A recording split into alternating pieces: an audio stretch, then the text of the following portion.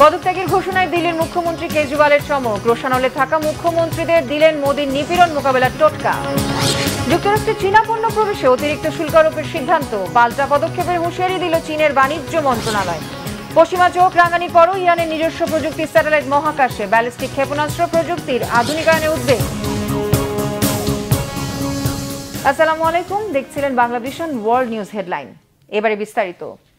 হুট করেই পদত্যাগের ঘোষণা দিয়েছেন দিল্লির মুখ্যমন্ত্রী আম আদমি পার্টি এপিপির শীর্ষ নেতা অরবিন্দ কেজরিওয়াল। নির্বাচনের তারিখ 3 মাস এগিয়ে আনার প্রস্তাবও দিয়েছেন তিনি। দুর্নীতির মামলায় কেজরিওয়ালের 6 মাস কারাভোগ আর জামিনে মুক্তির 2 দিনের মাথায় আচমকা এই ঘোষণা এলো। রোববার দিল্লিতে আম আদমি পার্টির কেন্দ্রীয় কার্যালয়ের বৈঠকে তিনি জানান পদত্যাগ করবেন বুধবার। নির্বাচনের আগ পর্যন্ত ভারপ্রাপ্ত মুখ্যমন্ত্রী কে হবেন তা দল নির্ধারণ করবে। কেজরিওয়াল জানান আদালতের মতোই জনগণের চোখে নির্দোষ প্রমাণিত না হওয়া পর্যন্ত মুখ্যমন্ত্রীর চেয়ারে বসবেন না। বিজেপির কূটকৌশলের কারণে পদত্যাগ না করে প্রয়োজনে কারাগারে থেকে দায়িত্ব পালনের জন্য মমতা বন্দ্যোপাধ্যায় সহ বিরোধী দলীয় মুখ্যমন্ত্রীদের পরামর্শ দিয়েছেন তিনি। ফেব্রুয়ারিতে দিল্লির মুখ্যমন্ত্রী বেছে নিতে ভোটাভুটির কথা থাকলেও তা 3 মাস এগিয়ে মহারাষ্ট্রের বিধানসভা নির্বাচনের সাথে নভেম্বরে আয়োজনের প্রস্তাব দিয়েছেন তিনি। সুপ্রিম কোর্টের আদেশে গত শুক্রবার কুখ্যাত তিহার জেল থেকে কেজরিওয়াল জামিনে মুক্ত হন। গত জুন মাসে তার জামিন হলেও ঘুষ নেয়ার অপর মামলায় তাকে গ্রেফতার দেখায় পুলিশ। আবগারি দুর্নীতি মামলায় গত মে মাসে তাকে গ্রেফতার করা হয়। মিয়ানমারে ঘূর্ণিঝড় ইয়গির প্রভাবে সৃষ্ট বন্যায় প্রাণহানির সংখ্যা বেড়ে 74 ছাড়িয়েছে, নিখোঁজ 89 জন। রোববার মিয়ানমারের স্থানীয় সংবাদ মাধ্যম জানিয়েছে শুক্রবার সন্ধ্যার পর থেকে এই ইয়াগির তাণ্ডবে এই প্রাণহানি হয়েছে। নিখোঁজদের সন্ধানে উদ্ধার অভিযানে অব্যাহত রেখেছে উদ্ধার কর্মীরা। প্রতিকূল পরিস্থিতিতে ব্যাহত হচ্ছে উদ্ধার তৎপরতা। বন্যায় বাস্তুচ্যুত হয়েছে 2 লাখের বেশি মানুষ। ধ্বংস হয়েছে 65,000-এর বেশি বাড়িঘর ও কয়েকটি বাঁধ। বন্যা পরিস্থিতি সামাল দিতে বৈদেশিক সহায়তা চেয়েছেন মিয়ানমারের জান্তা প্রধান। গত সপ্তাহে মিয়ানমার, ভিয়েতনাম, লাওস, থাইল্যান্ড ও চীন আঘাত হানে ঘূর্ণিঝড় ইয়গি। এতে আক্রান্ত দেশগুলোতে বন্যা ও ভূমিধসে প্রাণহানি হয় অন্তত 350 জনের। ভারতের কলকাতায় চিকিৎসককে ধর্ষণ ও হত্যা মামলায় আরজি কর মেডিকেল কলেজ ও হাসপাতালের সাবেক অধ্যক্ষ সন্দীপ ঘোষ ও টালা থানার ওসি অভিজিৎ মণ্ডলকে গ্রেফতার করেছে দেশটির কেন্দ্রীয় তদন্ত সংস্থা সিবিআই। শনিবার অধ্যক্ষ সন্দীপ ঘোষকে ধর্ষণ হত্যা মামলায় গ্রেফতার দেখানো হয়। আরজি করের আর্থিক দুর্নীতি মামলায় সিবিআইয়ের হাতে আগেই গ্রেফতার ছিলেন তিনি। এদিকে তথ্য প্রমাণ লোপাট, ষড়যন্ত্র সহ ওসি অভিজিৎ মণ্ডলের বিরুদ্ধে একাধিক তথ্য প্রমাণ পেয়েছে সিবিআই। এর আগে অভিজিৎকে টানা 16 দিন জিজ্ঞাসাবাদ করেছে সিবিআই। জিজ্ঞাসাবাদের সময় ভুল তথ্য দেওয়ার অভিযোগ রয়েছে তার বিরুদ্ধে। এমনকি শারীরিক অসুস্থতা দেখিয়ে বেসরকারি হাসপাতালে ভর্তিও হয়েছিলেন অভিজিৎ। সব নাটকীয়তার পর শনিবার রাতে তাকে গ্রেফতার করা হয়। অন্যদিকে ধর্ষণ ও হত্যার ঘটনায় বিচারের দাবিতে পশ্চিমবঙ্গে প্রতিবাদী কর্মসূচি বহাল রেখেছেন বিক্ষুব্ধ জুনিয়র চিকিৎসকরা। শনিবার মুখ্যমন্ত্রী মমতা বন্দ্যোপাধ্যায়ের সঙ্গে আন্দোলনরতদের বৈঠকের কথা থাকলেও শেষ পর্যন্ত তা হয়নি। যুক্তরাষ্ট্রে রপ্তানি করা চীনা পণ্যে ওয়াশিংটনের অতিরিক্ত শুল্ক আরোপের সিদ্ধান্তে তীব্র ক্ষোভ জানিয়েছে বেইজিং। একে একপেশে সিদ্ধান্ত বলেছে চীনের বাণিজ্য মন্ত্রণালয়। মার্কিন বিরোধী চরম অসন্তোষে হুঁশিয়ারি এসেছে পাল্টা পদক্ষেপ গ্রহণেরও। হিজল জোবাইরের ডেস্ক রিপোর্টে বিস্তারিত। বাণিজ্য বিষয়ক 301 ধারার আওতায় শুক্রবার চীনা পণ্য রপ্তানির ওপর অতিরিক্ত শুল্ক আরোপের ঘোষণা দিয়েছে যুক্তরাষ্ট্র। এই সিদ্ধান্তের তীব্র বিরোধিতা জানিয়েছে বাণিজ্য মন্ত্রণালয়। শনিবার বাণিজ্য মন্ত্রণালয় জানায়, বরাবরই ওয়ার্ল্ড ট্রেড অর্গানাইজেশন বলে আসছে যুক্তরাষ্ট্রের 301 ধারাটি বৈশ্বিক বাণিজ্য বিষয়ে তাদের বিধিবিধান লঙ্ঘন করে। অথচ ওয়াশিংটন নিজেদের ভুল না শুধরে চীনা পণ্যে বাড়তি শুল্ক আরোপ করে ভুলের সীমানা আরো বাড়ালো। এ পদক্ষেপকে নিতান্তই একপেশে ও রক্ষণশীল বলে উল্লেখ করেছে বেইজিং। এটি আন্তর্জাতিক বাণিজ্য ও বৈশ্বিক পণ্য সরবরাহকে অস্থিতিশীল করবে। যুক্তরাষ্ট্র পুরো বিষয়টিকে উপেক্ষা করছে বলে অভিযোগ তোলা হয়। শুধু তাই নয়, এই পদক্ষেপের ফলে যুক্তরাষ্ট্রের বিদ্যমান বাণিজ্য ঘাটতি আরো বাড়বে বলেও সতর্ক করেছে চীনের বাণিজ্য মন্ত্রণালয়। পণ্য স্বল্পতা ও পণ্যের দাম বেড়ে যাওয়ায় মার্কিনীদের আর্থিক ভোগান্তিতে পড়তে হবে।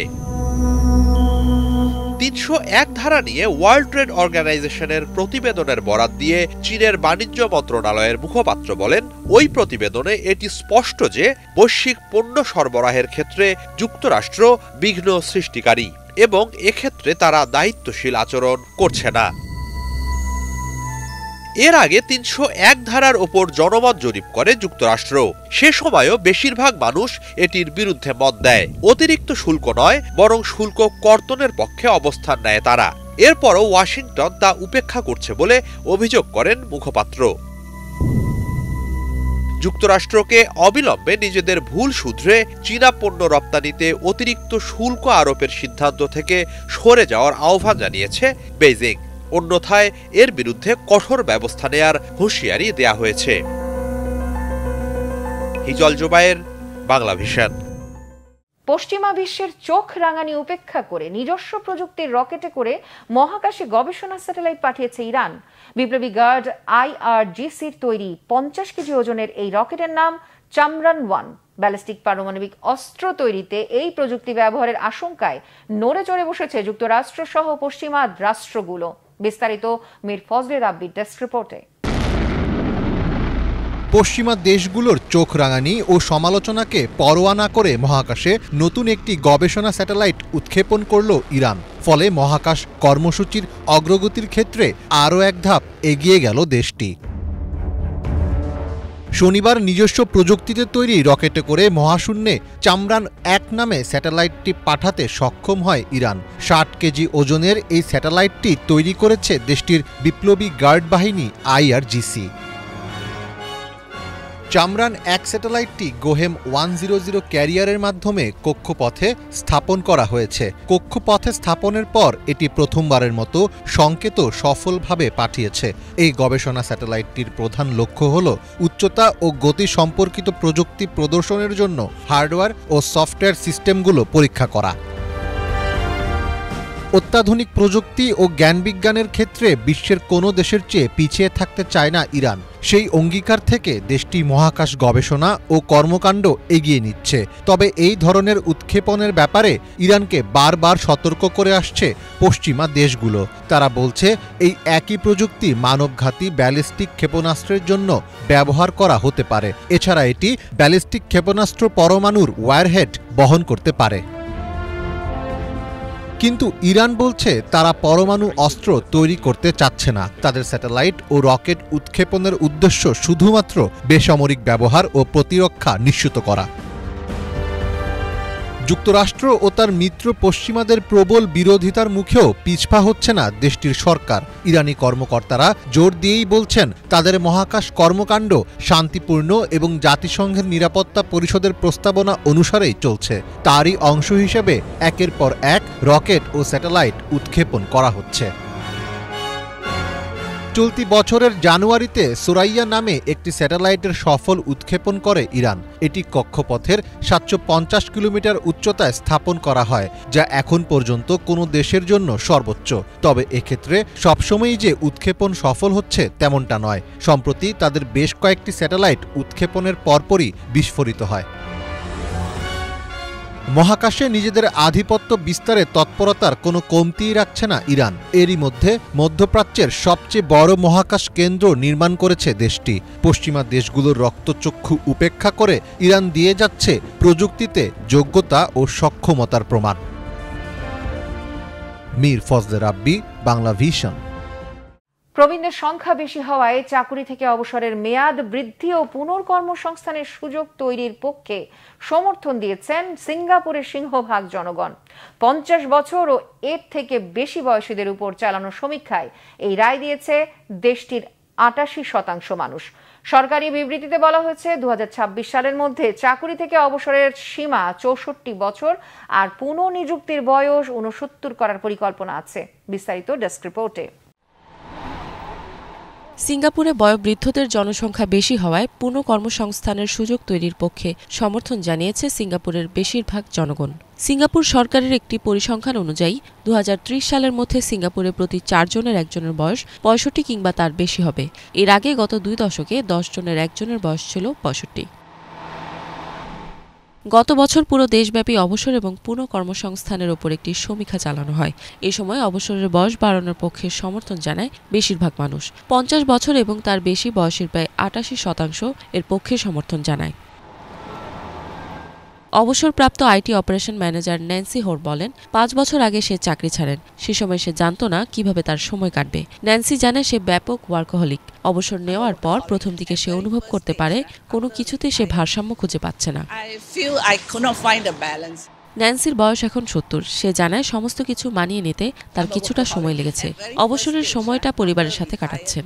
তবে ন্যান্সি বলছেন কোনো অপশন থাকলে সে আরও কিছুদিন চাকরি করতেন। ন্যান্সি মনে করে এই পরিকল্পনা বাস্তবায়িত হলে বয়োবৃদ্ধরা কিছুদিন কাজ করে ব্যস্ত থাকতে পারবে। সিঙ্গাপুরে 2026 সালের মধ্যে চাকরির অবসরের বয়স 64 এবং পুনর্নিযুক্তির বয়স 69 বছর করার পরিকল্পনা করে গত মার্চ মাসে ঘোষণা দেয় কর্তৃপক্ষ। এছাড়া 2030 সালের মধ্যে চাকরির অবসরের বয়স 65 এবং পুনর্নিযুক্তির বয়স 70 বছর করারও পরিকল্পনা রয়েছে। ইফাত জাহান, বাংলাভিশন।